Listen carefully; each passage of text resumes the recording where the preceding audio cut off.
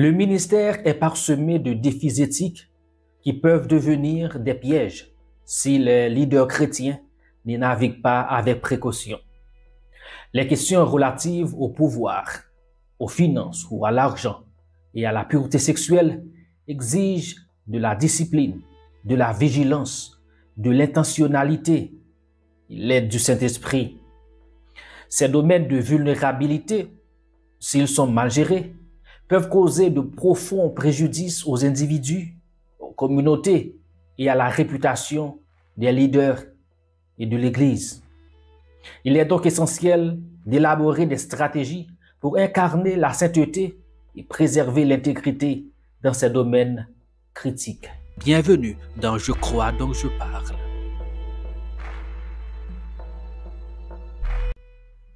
Salut, c'est votre ami Webb. Quel plaisir de vous retrouver. Incarner la sainteté et l'éthique chrétienne dans le ministère, dans les domaines du pouvoir, de l'argent et du sexe ou du corps est le sujet de cette vidéo.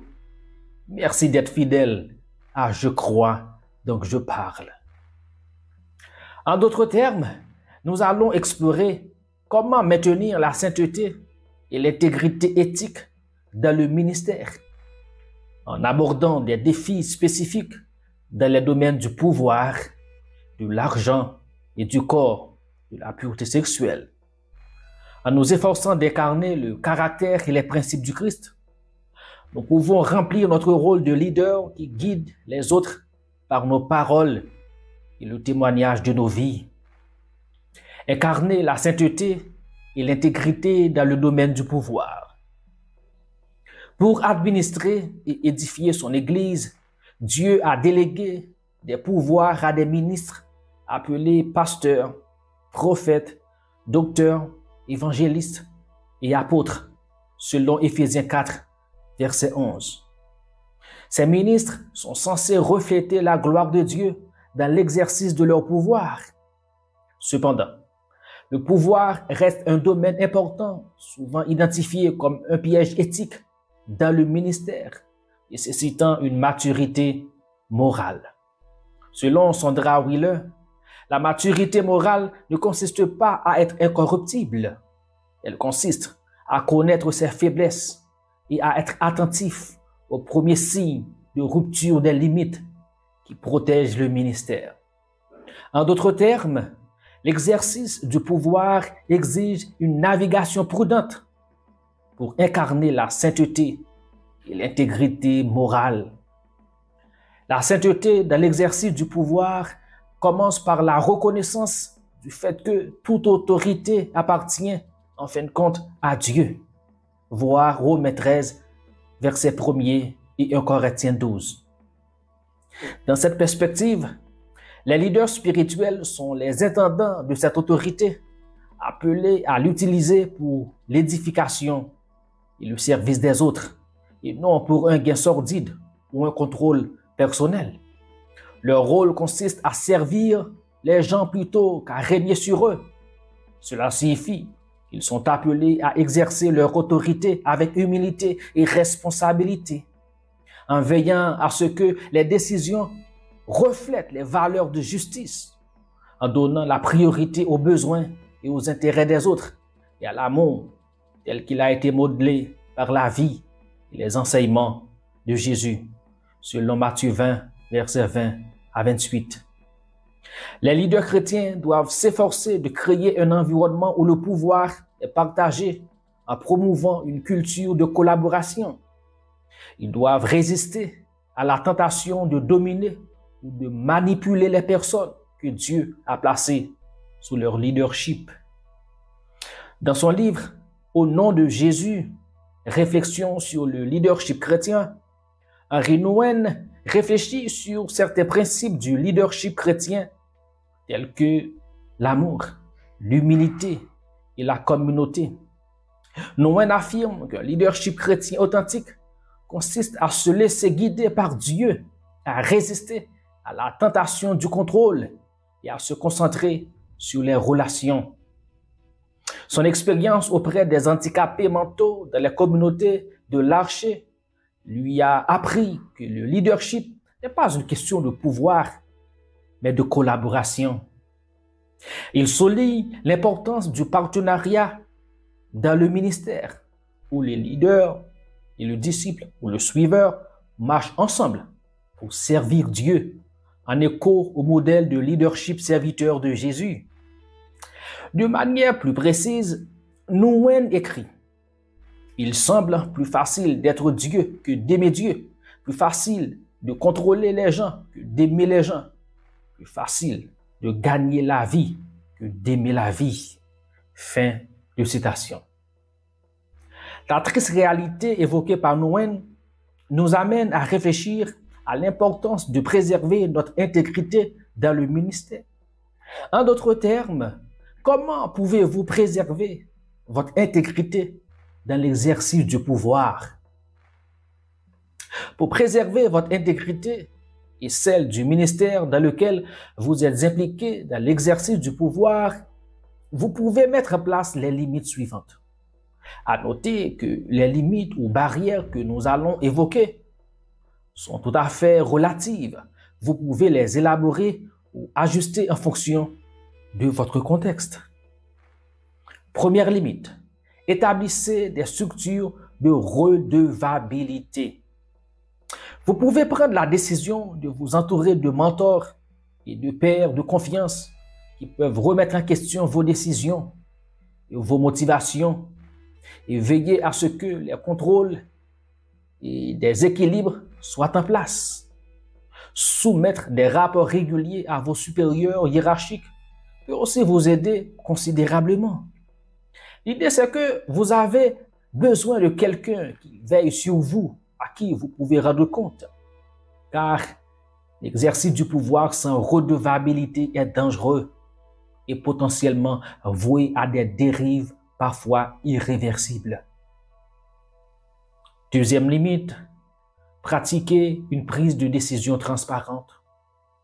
À ce niveau, vous pouvez impliquer les autres dans le processus de prise de décision afin d'éviter les abus de pouvoir. Comme le disait l'autre, le pouvoir absolu corrompt absolument. Le leadership est une affaire d'équipe, de collaboration. Troisième limite, cultivez un état d'esprit de leader-serviteur.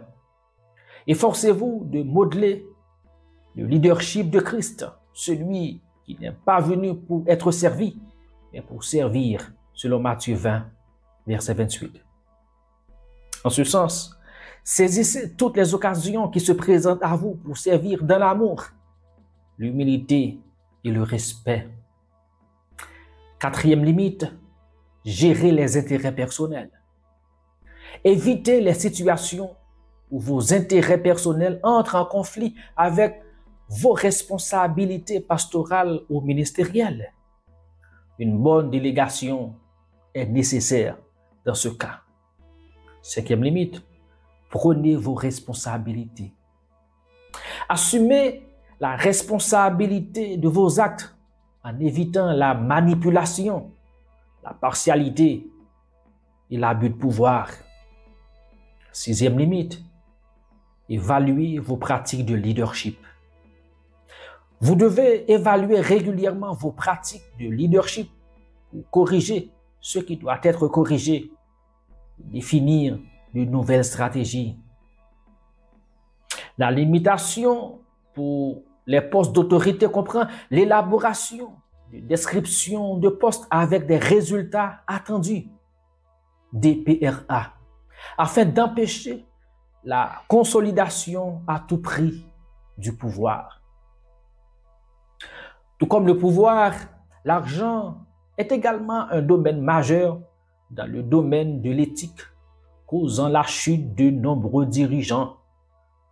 Voyons donc comment vous pouvez incarner la sainteté et l'intégrité dans ce domaine. La relation des leaders chrétiens avec l'argent en dit long sur leur relation avec Dieu et avec les autres. À cet égard, ces mots tirés du sermon de Gordon cité par O'Connor ne pourraient être plus pertinents. L'argent est un problème pour beaucoup d'entre nous. Nous ne pourrons pas progresser dans la foi chrétienne tant que nous n'aurons pas abordé la question de l'argent à un autre niveau. Il s'agit de comprendre ce que signifie être fidèle à Jésus-Christ. Fin de citation. Fixer des objectifs et créer des mécanismes de redevabilité n'est donc pas incompatible avec l'argent. Au contraire, la place que nous accordons à l'argent indique où se trouve notre cœur. Selon Matthieu 6, verset 21. Beaucoup de gaffes que nous commettons souvent en tant que leaders sont dues au fait que nous ne rendons compte à personne et que nous sommes indisciplinés financièrement. C'est pourquoi, dans le domaine des finances, incarner la sainteté implique la transparence et une gestion fidèle, reflétant un cœur aligné sur les valeurs du royaume. Les responsables chrétiens doivent gérer les finances personnelles et celles de l'Église avec intégrité, en évitant les tentations de cupidité ou de détournement. Ils doivent mettre des mécanismes en place. Il est aussi essentiel de respecter les principes bibliques de générosité et de responsabilité. Comment pouvez-vous préserver votre intégrité dans le domaine de l'argent ou des finances? Afin de préserver votre intégrité dans ce domaine, vous pouvez vous engager à, premièrement, établir des politiques financières claires. Des politiques financières claires décrivant les pratiques acceptables garantiront que le ministère et vos finances personnelles sont gérés conformément aux normes convenues et qu'ils font l'objet d'audits réguliers. Deuxièmement, engager un partenaire de redevabilité financière ou en mettant tout simplement une bonne structure de redevabilité. Travailler avec une personne ou un conseil de confiance pour superviser les pratiques financières est vivement encouragé. Des audits réguliers garantissent la responsabilité et la transparence. Troisièmement, vivre modestement. Essayez d'adopter un mode de vie conforme aux principes bibliques de satisfaction ou de contentement. Voir Philippiens 4, verset 12. Et de gestion. Au niveau personnel et familial, prenez la décision d'être aussi clair et transparent que possible avec votre épouse ou époux, si vous êtes marié, sur la gestion conjointe de vos ressources financières. Quatrièmement, promouvoir une culture de générosité. Promouvez une culture de générosité en encourageant les membres à soutenir le ministère sans contrainte ni manipulation. Qu'en est-il de la préservation de votre intégrité dans le domaine du sexe? Comment pouvez-vous incarner la sainteté et l'intégrité? L'appel à la pureté sexuelle est un aspect essentiel de l'incarnation de la sainteté. La sainteté, dans le contexte du corps et du sexe, exige des responsables qu'ils respectent la pureté sexuelle, qu'ils évitent les situations compromettantes et qu'ils honorent les vœux du mariage. Voir Hébreux 13, verset 4, Éphésiens 5, verset 22 à 23, 1 Corinthiens 7, verset 15 à 20. Cet appel consiste à traiter tous les individus avec respect, dignité et attention, en reflétant l'amour du Christ dans toutes les interactions. Vous devez donner l'exemple de relations saines fondées sur le respect mutuel et la fidélité. En d'autres termes, il est essentiel en tant que leader chrétien de reconnaître votre vulnérabilité ou vos points faibles dans ce domaine, d'établir de manière proactive des limites pour vous protéger et protéger les autres. C'est l'un des domaines dans lesquels de nombreux dirigeants doivent rattraper leur retard. Ainsi, pour préserver votre intégrité dans ce domaine, vous pouvez vous engager à chercher à rendre des comptes régulièrement. Encore, la redevabilité. Vous pouvez vous associer à un mentor de confiance ou à un groupe de redevabilité pour discuter des défis et des victoires dans ce domaine. Vous ne pouvez pas faire cavalier seul. Fixez des limites personnelles. Évitez les situations qui pourraient conduire à la tentation ou créer l'apparence d'un manquement à la déontologie ou à l'éthique pastorale ou ministérielle. Par conséquent, prévenez les comportements inappropriés, y compris les relations intimes avec les membres de la congrégation, en établissant des relations saines dans un esprit d'équité et en agissant avec fermeté et sagesse. Si vous vous sentez attiré par une femme ou un homme, vous pouvez en discuter aussi avec votre épouse ou époux dans la mesure du possible, si vous êtes marié. Il est aussi crucial de vous engager dans une formation continue sur l'éthique et les limites sexuelles et d'établir des politiques claires concernant la conduite dans le cadre du ministère. Donnez la priorité à votre intimité avec Dieu. Cultivez une relation personnelle vibrante avec Dieu. Et recherchez la santé ou l'intelligence émotionnelle pour éviter de chercher l'épanouissement dans des voies malsaines.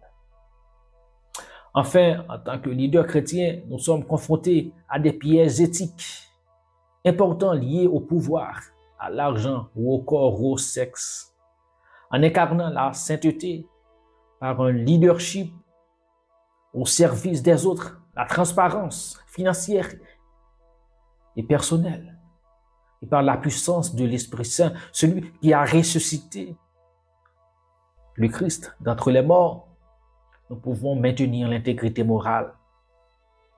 La mise en œuvre de mesures de protection pratiques permettra de mieux garantir l'intégrité personnelle et l'intégrité de votre ministère. Mais sachez-le bien, la limite la plus puissante que vous puissiez vous fixer pour préserver votre intégrité morale dans le ministère est votre intimité avec Dieu. Comme aime le dire mon mentor Dwight Robertson, le cadeau le plus précieux que vous puissiez offrir à ce monde est votre intimité avec Dieu. Sans lui, toutes les limites s'effondrent comme un château de cartes. C'est pourquoi, de plus en plus, cultivez des habitudes spirituelles qui vous aideront à passer plus de temps aux pieds du véritable Maître Jésus, le grand prêtre infaillible qui compatit à nos faiblesses. Je n'ai pas la prétention d'avoir tout dit sur ces trois domaines combien complexes, mais je vous ai donné l'essentiel dans la limite de mes connaissances, compétences et expériences. Je vous encourage à approfondir ces notions. C'était votre serviteur web. N'oubliez pas d'aimer, de commenter, de partager ce contenu pour aider quelqu'un d'autre. Nous sommes ensemble pour un discipulat intégré et transformationnel. À la prochaine. Je n'ai point honte de l'évangile, je crois donc je parle et je m'engage. Je refuse de gaspiller ma vie et de quitter ce monde sans rejoindre Dieu dans son mouvement dans le monde. Car la moisson est grande, mais les ouvriers sont si peu. Plus que jamais, ce monde déchu a besoin de Jésus.